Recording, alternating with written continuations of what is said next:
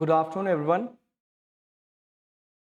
आज हम लोग बात करते हैं about the main syllabus regarding GS paper 1 और the history. While talking about history, it is one of the most important segment in your public service commission examination preparation। चाहे वो prelims में हो, चाहे वो मेंस में हो, चाहे इसका इम्पैक्ट आपको अपने इंटरव्यू पर्सनालिटी टेस्ट में हो। तो आज मैं आपको हेल्प करूंगा, बताने की कोशिश करूंगा कि मेंस को कैसे अप्रोच करना है या मेंस के सेगमेंट को कैसे आपको समझना है। प्रीलिम्स में अगर आप जाएंगे तो प्रीलिम्स में आपने हिस्ट्री के बारे में देखा होगा कि लगभग if you have gone through the PYQs तो आपको देखने को मिलेगा कि लगभग 60 से 80 मार्क्स के क्वेश्चंस आते हैं आपके that is the prelims examinations में। और आपको इसमें भी मेंस वाले एग्जामिनेशंस में भी, मेंस वाले पार्ट में भी लगभग हिस्ट्री का जो पार्ट है लगभग 85 70 टू 80 मार्क्स या 85 मार्क्स तक हमको देखने को मिलता है। तो 85 मार्क्स आउट ऑफ 250 मार्क्स अगर आपके जीएस पेपर 1 में है तो you can understand the value of the subject और how much attention it requires. ठीक है, तो इसमें सबसे पहले हम लोग बात करते हैं कि जब भी हम मेंस के बारे में बात करते हैं या किसी भी एग्जामिनेशन के बारे में देखेंगे तो most important thing is the syllabus provided by the public service commission. If you look into the syllabus, in syllabus को आप 7 पॉइंट्स में क्लियरली आपको लिखा हुआ है, यहाँ पे it is given in the 7 points. और इन 7 पॉइंट्स में अगर आप देखोगे तो it starts with the number 1 that is history of the world. आपको क्लियरली लाइंस को अच्छे तरीके से समझना है कि इन लाइंस का मतलब क्या है, और इन्हीं लाइंस को आप पीवाईक्यू के साथ अलाइन करके भी देख सकते हो कि whether this lines are been asked in the previous year questions और नॉट। और इन क्वेश्चंस को अगर आप देखोगे तो सबसे पहले आपको उठाया गया है events from the 18th century. नंबर 1, events from the 18th century का मतलब सबसे पहले यहां स्पेसिफिकली बताया गया इंडस्ट्रियल रिवोल्यूशन 1750 ऑनवर्ड्स, जो ब्रिटेन में स्टार्ट होगा। अब ब्रिटेन के बाद धीरे धीरे ये इंडस्ट्रियल रिवोल्यूशन एक सीक्वेंस के रूप में थ्रू आउट द यूरोप में जाएगा। और इसी इंडस्ट्रियल रिवोल्यूशन का इंपैक्ट इंडिया में क्या पड़ेगा, 3 एस्पेक्ट से आप इन क्वेश्चंस के अर्थ को समझ सकते हो। सेकेंड, आपको यहाँ पे बताया गया है वर्ल्ड वॉर्स के बारे में। वर्ल्ड वॉर, 2 वर्ल्ड वॉर्स जो आपके लिए काफी इंपॉर्टेंट है। रीड्रॉल ऑफ द नेशनल बाउंड्रीज, ये रीड्रॉल ऑफ द नेशनल बाउंड्रीज के बारे में कौन सी बात करी जा रही है। अगर आप पीवाईक्यूज को देखोगे तो आपको समझ में आएगा कि यूरोप में नेशनल कॉन्शियसनेस कैसे बढ़ा, नेशन स्टेट का महत्व कैसे बढ़ा, और उस नेशन स्टेट का महत्व धीरे धीरे उन कॉलोनीज में कैसे पड़ा। ठीक है, अच्छे तरीके से रीड करते हुए चलिए। Colonisation, decolonisation, political philosophies like communism, capitalism, socialism, etc. their forms and effect on the society। तो ये आपका जो पहले सबसे मेजर पार्ट है ये आपको बताया गया है वर्ल्ड हिस्ट्री से रिकॉर्डिंग, वर्ल्ड हिस्ट्री। और वर्ल्ड हिस्ट्री में भी अगर आप देखोगे ना, इसमें भी एक मेजर पार्ट आपको दिखता है, it is related to the modern world history. It is the modern world history. सबसे पहले मैं आपको सिलेबस के बारे में बता रहा हूं, वर्ड टू वर्ड आपको जाना है सिलेबस के बारे में whenever you are thinking about the mains examination. सबसे पहला पॉइंट मैंने आपको बताया वर्ल्ड हिस्ट्री। वर्ल्ड हिस्ट्री में मेजॉरली कौन सा सेक्शन है, मॉडर्न वर्ल्ड हिस्ट्री। अब मॉडर्न का मतलब क्या होता है कि जहां से idea of rationalism and humanism start होता है। पहला पॉइंट आपको यहाँ पे क्लियर करके चलना है, that is the history of the world. Next, जब हम इंडियन हिस्ट्री के ऊपर आते हैं तो इंडियन हिस्ट्री अपने आप एक मैमथ सेक्शन है। इंडियन हिस्ट्री में जो मैमथ पार्ट है उसमें स्पेशली एंशिएंट और मिडिवल को लेके बहुत ज्यादा क्लैरिटी नहीं दिया हुआ है इन योर सिलेबस। बट इस सिलेबस ने एक पॉइंट बिल्कुल क्लियर किया हुआ है कि it has focused on the art and culture वाला part. Look into it, what is the syllabus saying, Indian culture के ऊपर विशेष फोकस इसने दिया हुआ है। और इंडियन कल्चर में अगर आप देखोगे art forms, different types of art form से जब जाओगे तो डिफरेंट टाइप्स ऑफ पेंटिंग्स के बारे में आप यहाँ पे देखोगे।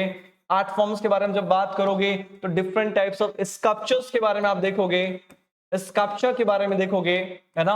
आर्ट फॉर्म्स के बारे में आप जाओगे तो different types of living styles के बारे में बात करोगे।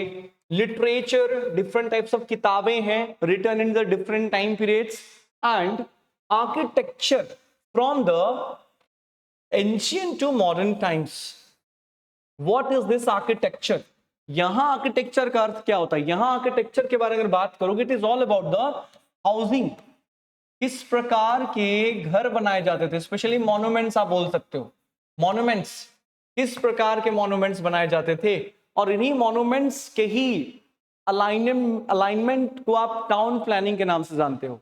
ठीक है, तो ये one of the very important section है जिसके ऊपर आपको फोकस करके चलना है मेंस वाले पार्ट में, और आपके क्वेश्चंस इन्हीं के अंदर ही पूछे जाते हैं।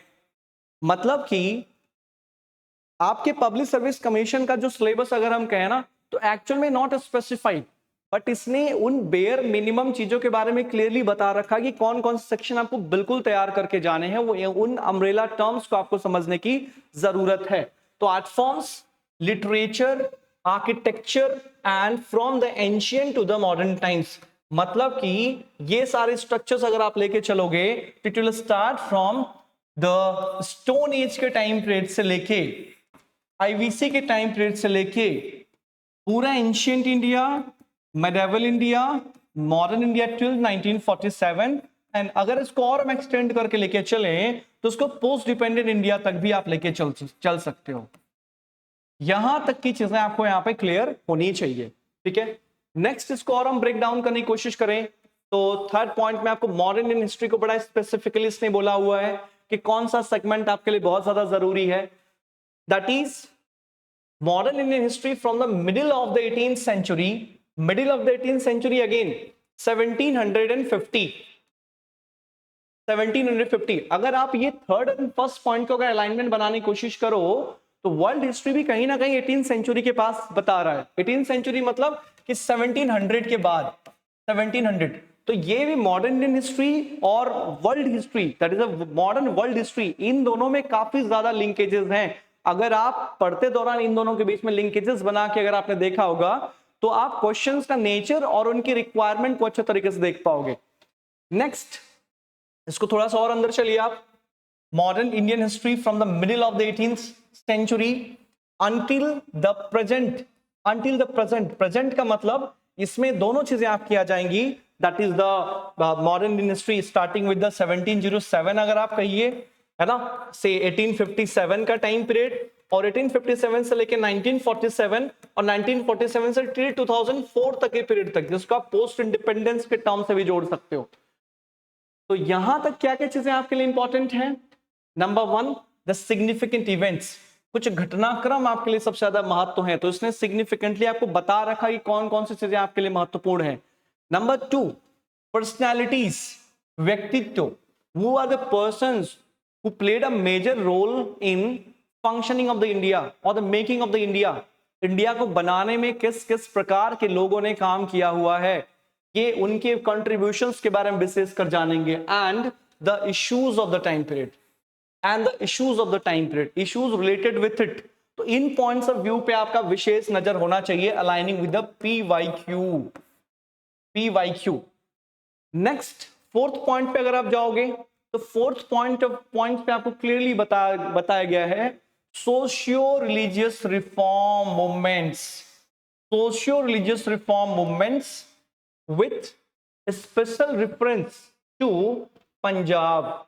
मतलब कि जब हम मॉडर्न इंडिया के बारे में बात करते हैं तो I have already repeatedly told you in the class कि बिना सोशियो रिलीजियस रिफॉर्म के कभी भी नेशनलिज्म का बेस नहीं बन सकता, कभी भी सोसाइटी में नेशनलिज्म या नेशनलिज्म जैसा राष्ट्रवाद जैसा टर्म नहीं आ सकता। तो इसके लिए सबसे पहले काम क्या है, सोशियो रिलीजियस रिफॉर्म, और सोशियो रिलीजियस रिफॉर्म दोनों मायने में आपको समझने की जरूरत है। एक तो नेशनल लेवल पे द स्टार्टिंग बाय द राजा राम मोहन रॉय, दूसरा आपको पंजाब स्पेसिफिक चीजों के बारे में भी आपको जानकारी होनी चाहिए। तो ये through out the time period आप अच्छे तरीके से इसको समझोगे कि after arrival of the Britishers या ब्रिटिशर्स से पहले भी जो अलग अलग फेजेस में भक्ति मूवमेंट के द्वारा जो अलग अलग प्रकार के जो रिफॉर्म्स हुए हैं, जो अलग अलग प्रकार के ओल्ड रिलीजियस इंस्टीट्यूशंस के ऊपर जो काउंटर करे गए हैं, जो इसके लिए क्रिटिसाइज किया हुआ है, उन सारे पॉइंट ऑफ व्यूज को आप यहां पे समझते हुए चलोगे। नेक्स्ट, फिफ्थ नंबर पे आप देखिए, मोस्ट इंपॉर्टेंट क्वेश्चन, ये सबसे इंपॉर्टेंट पार्ट है, और जो पॉइंट्स के बारे में हम लोग बात करें यहां से क्वेश्चन पूछे ही पूछे जाते हैं। The freedom struggle post 1857 in freedom struggle में जो भी चाहे प्री कांग्रेस या पोस्ट कांग्रेस या फिर रिवोल्यूशनरी फेजेस के बारे में बात हो, इन पॉइंट ऑफ व्यू को आपको क्लैरिटी के साथ समझ के चलना है। सिलेबस में आपको बताया हुआ है the freedom struggle, it's various stages. ये वेरियस स्टेजेस का नाम आपने पढ़ा होगा, that is the moderates, the extremist, the revolutionaries, the Gandhian phase. इन सारे फेजेस के बीच का इंटरकनेक्शन, इन सारे फेजेस के बीच का ट्रांजिशन और इन सारे फेजेस के बीच में किस प्रकार का कंट्रीब्यूशन दिया गया, इसके बारे में भी जानकारी आपको होनी चाहिए। और यहां बड़ा इंपॉर्टेंटली इस पॉइंट को आपको यहां पे दिया हुआ है, एंड इंपॉर्टेंट कंट्रीब्यूटर्स और contributions from different parts of the country with a special reference to the Punjab। ध्यान समझिएगा, important contributions from different parts of the country with a special reference to the Punjab। ये आपको पंजाब तक limit नहीं कर रहा है, ये आपको थ्रू आउट द कंट्री के बारे में बता रहे कि दुनिया के भारत के अलग अलग जोन्स में कौन कौन से फ्रीडम फाइटर्स थे, उनके बारे में साथ साथ पंजाब के बारे में भी आपको जानकारी डिटेल में होनी चाहिए। तो ये क्वेश्चंस का नेचर आपको यहाँ पे क्लियरली इस मामले में बता रहा है, ठीक है। तो आपको इसको भी अच्छे तरीके से समझना है। 6th नंबर पे अगर आप देखेंगे 1.6, तो that is post independence consolidation and reorganization within the country। post independence consolidation and reorganization within the country। as I always say कि 1947 में आजादी मिलना बस बड़ी बात नहीं थी। आजादी मिलने के बाद इंस्टीट्यूशनल डेवलपमेंट, आजादी मिलने के बाद लॉ एंड ऑर्डर प्रॉब्लम, आजादी मिलने के बाद जो AIIMS and aspiration of the people था ड्यूरिंग द नेशनल मूवमेंट, उसको चैनलाइज करना, आजादी मिलने के बाद डेमोक्रेसी का रियल एक्सपीरियंस लोगों तक लाना, आजादी मिलने के बाद लीडरशिप को इंश्योर करना, इलेक्टोरल पॉलिटिक्स को लेके आना, एक देश जिसमें सुई भी नहीं बनता था उस देश में इंडस्ट्रियलाइजेशन को लेके आना, फूड सेल्फ सफिशिएंसी लेके आना, और दुनिया भर में जो फैला हुआ मिथक था कि गरीब देश में डेमोक्रेसी कभी भी सरवाइव नहीं कर सकता, इसको गलत साबित करना, ये one of the major task था। ये मेजर टास्क आपके पोस्ट इंडिपेंडेंस हिस्ट्री के अंदर भी लागू होता है। तो ये आपको सिलेबस में बड़ा क्लियरली बता के रखा गया है। और इसके बाद आप जाओगे हिस्ट्री ऑफ पंजाब में। हिस्ट्री ऑफ पंजाब में 2 पॉइंट्स में आपको बातें बताई गई है। Number 1, that is Ranjit Singh rise to the power, Ranjit Singh rise to the power, civil and military administration and relations with the British. ध्यान समझिएगा कि रणजीत सिंह, महाराजा रणजीत सिंह को स्पेशल फोकस दिया गया है और इससे क्वेश्चंस आते ही आते हैं। तो ये पॉइंट आपका बहुत ज्यादा important regarding the Punjab history कि Ranjit Singh how he rose to the power, कैसे उन्होंने बाकी मिसलों को अपने गिरफ्त में लिया या अपने कॉन्फिडेंस में कैसे लिया, और उसके बाद उनके द्वारा चल रहे सिविल एंड मिलिट्री एडमिनिस्ट्रेशन के बारे में हमें जानकारी होना चाहिए। और एट द सेम टाइम उनके साथ ब्रिटिशर्स का क्या रिलेशन है, क्योंकि उनके साथ ही हो रहे ब्रिटिश रिलेशंस के साथ ही Sikh empire at that time period was very secure, और just after death of the Maharaja Ranjit Singh there ensued the Anglo Sikh war. तो आपका सेकंड जो सिलेबस है वो आपको यहाँ पे बड़ा क्लियरली बता रखा है, annexation of a Punjab with a special reference to the causes and consequences of the Anglo-Sikh War, how Punjab got integrated into the British India, and further the same British Punjab or the Punjab in the British India became the Indian state of Punjab post 1947। तो ये आपको complete चीजें आपको यहाँ पे समझनी है। History के बारे में as you know public service commission का, चाहे हिस्ट्री हो चाहे कोई भी सब्जेक्ट हो, पब्लिक सर्विस कमीशन ने सिलेबस लिख रखा है। इन सिलेबस को और बहुत तरीके से आप इंटरप्रेट कर सकते हो, लेकिन मोस्ट इंपॉर्टेंटली आपको बातें ध्यान देनी है कि कुछ बातें यहाँ पे बड़ा क्लियरली मेंशन किया गया है कि एटलीस्ट इन चीजों को तो आपको पढ़ना ही पढ़ना है, इन चीजों को आप इग्नोर किसी लेवल पे नहीं कर सकते। तो अब हम लोग नेक्स्ट एपिसोड में ये बात करेंगे कि इनको कैसे हम लोग डाइवर्ज कैसे करने वाले हैं, कैसे हम लोग देखने वाले हैं विद द PYQs। तो मुझे उम्मीद है कि एटलीस्ट आपको ये पॉइंट समझ में आया होगा, सिलेबस को समझने में आपको कुछ मदद मिली होगी, और इस सिलेबस को आप भी अच्छे तरीके से देखिए और पीवाईक्यू के साथ अलाइन करने की कोशिश करिए। जैसे कि आपको पता है कि प्रीलिम्स का एग्जामिनेशन आपके दिसंबर में है, तो अगर दिसंबर में आपका प्रीलिम्स का एग्जामिनेशन हो जाता है तो मेंस के प्रिपरेशन के लिए आपको बहुत ज्यादा वक्त नहीं मिलेगा। और प्रीलिम्स एंड मेंस साथ साथ में होने वाली चीजें होती हैं कि एटलीस्ट आप जब इन कॉन्टेक्स्ट को समझिए तो आपके दिमाग में पढ़ी हुई चीजें लिंक लगातार बनी रही, या आप एक सिंक में लगातार चलते रहिए, राइट। उसके लिए सिलेबस को जानना बहुत जरूरी है। तो आई होप फर्स्ट रीडिंग में आपको सिलेबस ने मदद किया होगा। अब इस सिलेबस रीडिंग के बाद हम लोग सेकेंड पॉइंट में समझते हैं कि सेकेंड पॉइंट में हम इसको कैसे देखने वाले हैं, जैसे based on the PYQs. Let's get into it.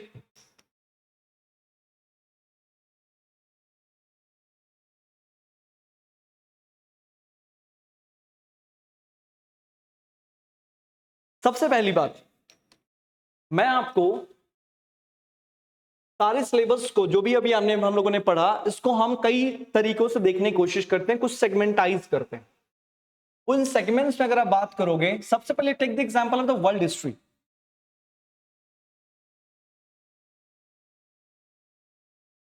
Let's take example of the world history.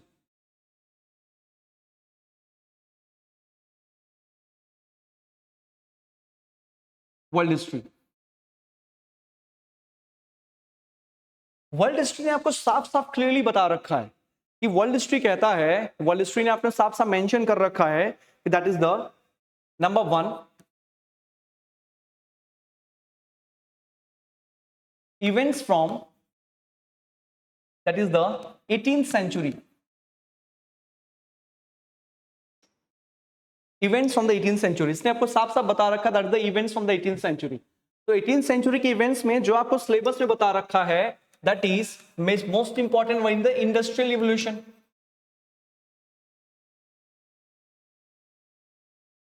Industrial revolution, industrial revolution जो क्वेश्चन डायरेक्ट पूछेगा, लेकिन इंडस्ट्रियल रिवॉल्यूशन का बैकग्राउंड आपको जानना जरूरी है। तो इंडस्ट्रियल रिवॉल्यूशन का बैकग्राउंड क्या है?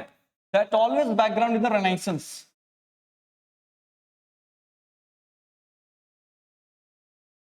तो आपको पहला पॉइंट समझना रेनेसांस से, रेनेसांस से आप आएंगे इंडस्ट्रियल रिवॉल्यूशन की तरफ।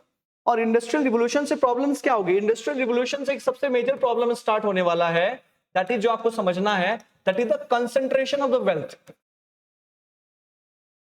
कंसंट्रेशन ऑफ वेल्थ, और कंसंट्रेशन ऑफ जो वेल्थ होता है, इसी से हैव्स एंड हैव नॉट से कॉन्सेप्ट होता है, हैव एंड हैव नॉट का कॉन्सेप्ट होता है। और इसी हैव्स एंड हैव नॉट से कॉन्सेप्ट की वजह से slowly and gradually you will C lots of revolutions. आपको ढेर सारे इसके साथ साथ ना रेनेसांस और इंडस्ट्रियल रिवॉल्यूशन, इन दोनों के इंपैक्ट के रूप में ढेर सारे आपको रिवॉल्यूशंस नजर आएंगे, ढेर सारे रिवॉल्यूशंस नजर आएंगे। ये रिवॉल्यूशन आपको तीनों एस्पेक्ट में आप देख सकते हो, चाहे number 1 that is American revolution, चाहे वो नंबर 2 आपका हो फ्रेंच रिवॉल्यूशन, है ना, चाहे नंबर 3 आपका हो that is the Russian revolution.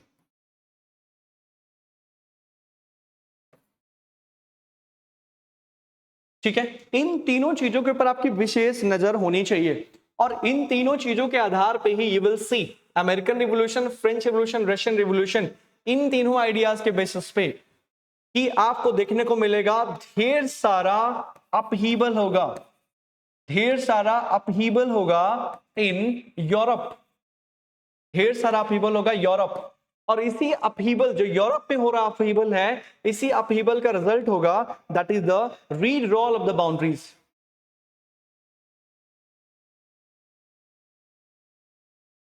रीड्रॉल of the boundaries, और ये ही जो रीड्रॉल ऑफ द बाउंड्रीज है, it will lead to the unification of Italy, Germany, ढेर सारे वॉर्स। और इन्हीं वॉर्स का इंपैक्ट आपको ये सारी चीजें ना, ये यही जगह पे रुकता हुआ नजर नहीं आएगा। It will lead to the that is the world Wars,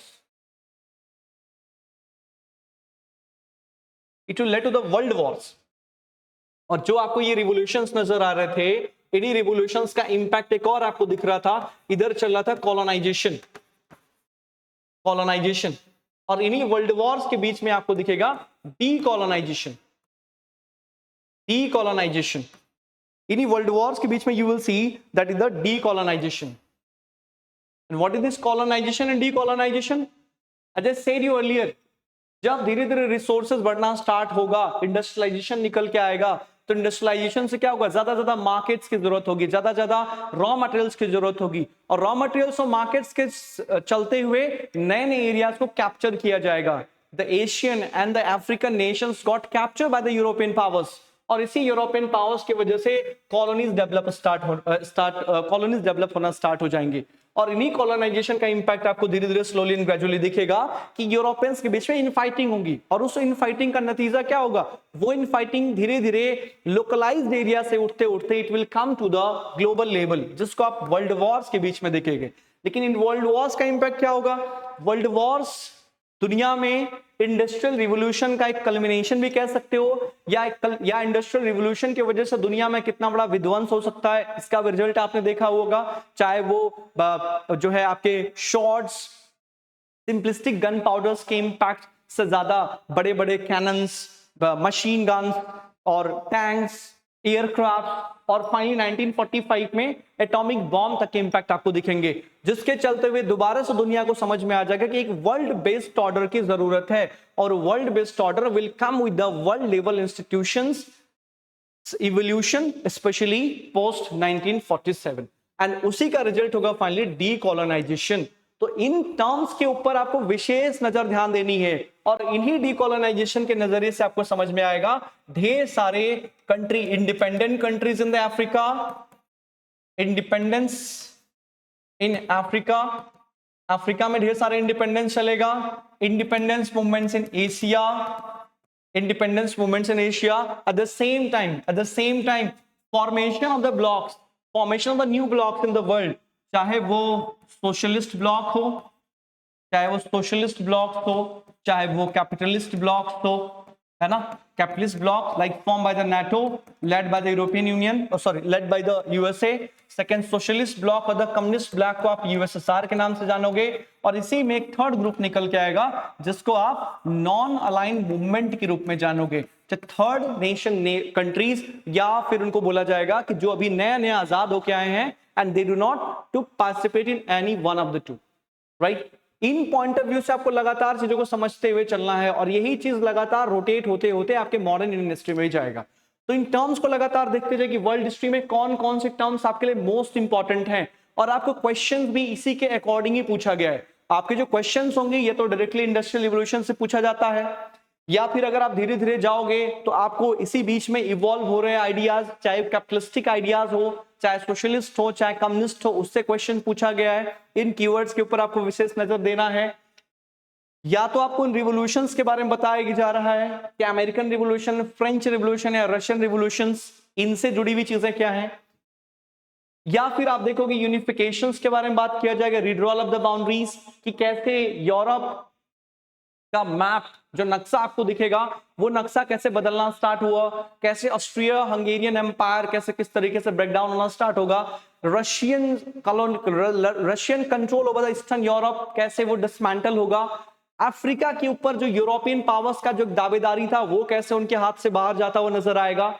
ये मल्टीपल पर्सपेक्टिव से you will come to understand it throughout the PYQs.